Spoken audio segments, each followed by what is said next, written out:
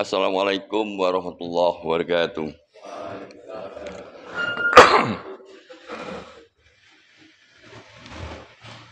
Innal hamdalillah nahmaduhu wa nasta'inuhu wa nastaghfiruhu wa na'udzu billahi min syururi anfusina wa min sayyiati a'malina may yahdihillahu fala mudilla lahu wa may yudlil fala hadiya lahu asyhadu an la ilaha illallah wa la syarika lahu wa asyhadu anna muhammadan abduhu wa rasuluh. Allahumma shalli wa sallim wa barik ala Muhammad wa ala alihi wa sahbihi ajmain amma ba'du. Jamaah salat subuh yang dirahmati Allah, alhamdulillah kita diberi kesempatan oleh Allah, diberi nikmat kesehatan, nikmat iman, nikmat kesempatan yang semuanya lengkap diberikan kepada kita, dan alhamdulillah kita juga bisa mengawali kehidupan dengan melaksanakan ibadah dengan baik. Jamaah salat subuh yang dirahmati Allah, dalam perjalanan turunnya agama dari langit, yang dimaksud kalau kita berbicara agama samawi, agama dari langit. Ada 3 hal yang diturunkan oleh Allah, dijadikan pedoman. Itu ada 3 hal sejak turunnya agama. Yang pertama itu tentang akidah, yang kedua tentang akhlak, yang ketiga tentang syariat. Di antara 3 ini yang perlu kita pahami, 2 hal yang berubah dalam perjalanannya, 1 hal yang tidak. Maaf, 2 hal yang tetap dalam perjalanan, 1 hal yang tidak. Yang tetap adalah tentang akidah. Sejak agama diturunkan pertama sampai terakhir, itu tentang akidah, tentang ketuhanan. Tetap la ilaha illallah. Tidak pernah mengalami perubahan. Sesembahan hanya Allah.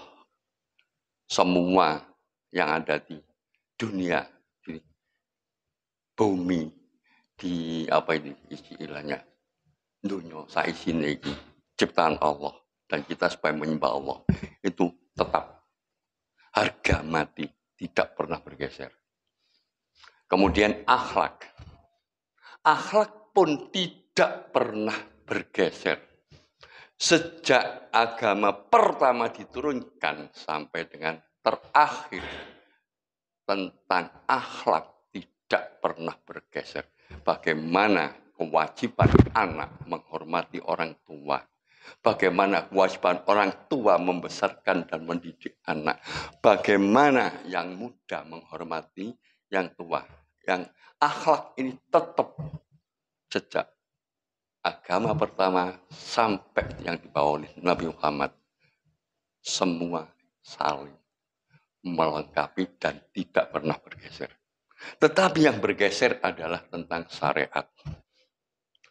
Tentang syariat, setiap penurunan agama, kitab terakhir sampai kitab Al-Quran, sifatnya adalah saling melengkapi. Dan pelengkapan yang paling tinggi di dalam kehidupan turunnya agama samawi adalah Al-Quran yang dibawakan oleh Rasulullah. Semenjak itu tidak pernah lagi ada kitab-kitab lagi. Tidak pernah lagi ada Rasul lagi, karena sudah lengkap di dalam Al-Quran. Ketika agama-agama yang pertama, bagaimana bentuk beribadah kepada Allah, waktu yang ditentukannya, bentuknya bagaimana, belum lengkap. Baru setelah Rasulullah SAW mulai dari ibadah, bagaimana orang harus masuk Islam, bagaimana caranya, bagaimana orang harus melaksanakan sholat, berapa kali sholatnya, menghadap kemana, tatanannya bagaimana, puasa dan sebagainya. Di situ lengkap. Lah, inilah yang disebut dengan bahwa 1 hal syariat yang berubah. Namun semenjak perubahan terakhir yang disampaikan oleh Rasulullah hingga kelak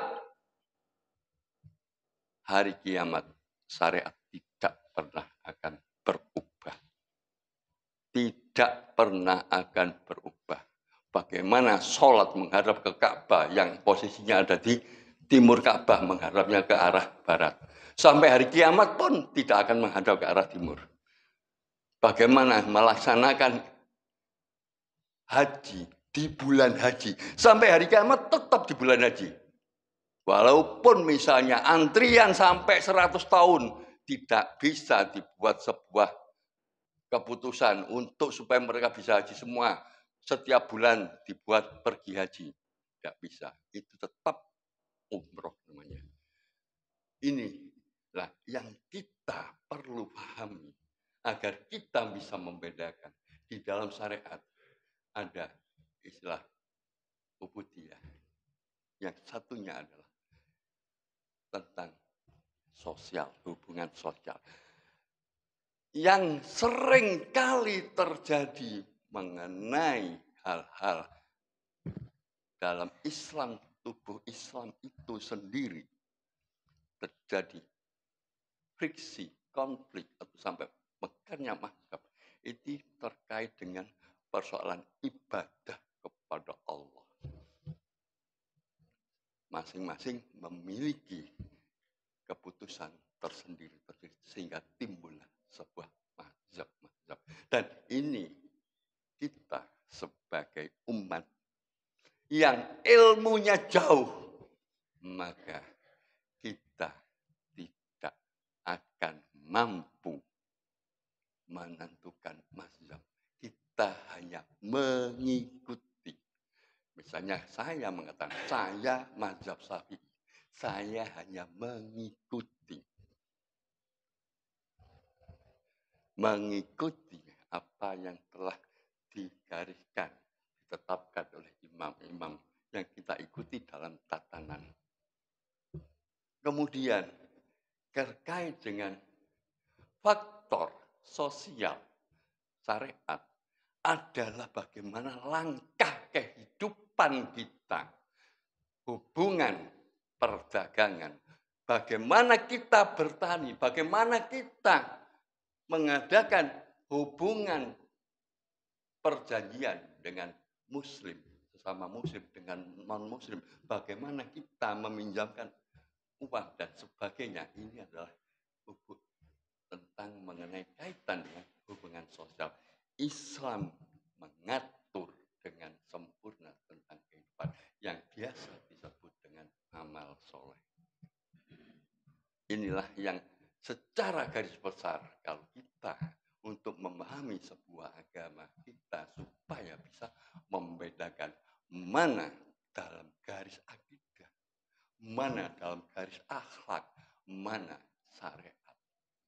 Dalam perjalanannya adalah itu yang benar-benar kita secara garis besar kita harus memahami.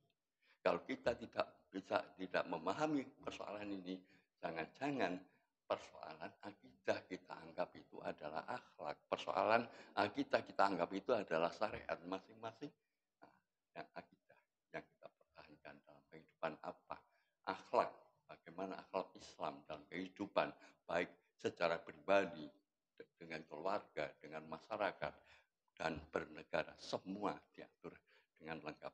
Itulah maka di dalam Al-Quran ada salah satu surat, ya, salah satu ayat yang banyak menggugah orang-orang Muslim yang tadinya membaca Al-Quran hanya sekedar dibaca, akhirnya tertarik untuk mempelajari maknanya. Yang bunyi surat ayatnya adalah Inna anjalnal Qur'ana Arabian la'allakum tattaqun. Inna anjalnal Qur'ana Arabian la'allakum taqilun. Sesungguhnya aku turunkan bacaan atau turunkan Al-Quran agar engkau berpikir. La'allakum taqilun, ya, agar engkau berpikir. Lah inilah sehingga kita tentunya para ahli Al-Quran walaupun dengan tertatih-tatih kita berusaha untuk mengembangkan dan meningkatkan untuk melengkapi peribadatan kita. Dan alhamdulillah sarana, fasilitas, media, fasilitator di masjid ini lengkap, sehingga kita hanya tinggal bagaimana menggerakkan keinginan dan motivasi kita. Itulah yang bisa kami sampaikan sebagai pengganti Bapak Suhadi, sifatnya motivasi hidup dalam meningkatkan nilai-nilai keagamaan. Assalamualaikum warahmatullahi wabarakatuh.